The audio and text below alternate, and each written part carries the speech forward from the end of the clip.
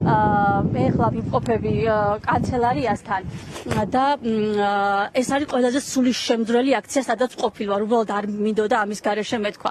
სულის შემძვრელია, იმიტომ რომ აქ არიან დიუშენით დაავადებული ბავშვების მშობლები, რომლებიც ითხოვენ წამალს თავიანთი შვილების სიცოცხლით გადასარჩენად და გასახანგრძლივებლად და ერთ-ერთი მშობლის სიტყვით გამოსვლა კახა-წიქარიშვილის იყო იმდენად სულის შემძვრელი, რომ აქციის ყველა მონაწილე ტიროდა და ცრემლები აღრჩობდა.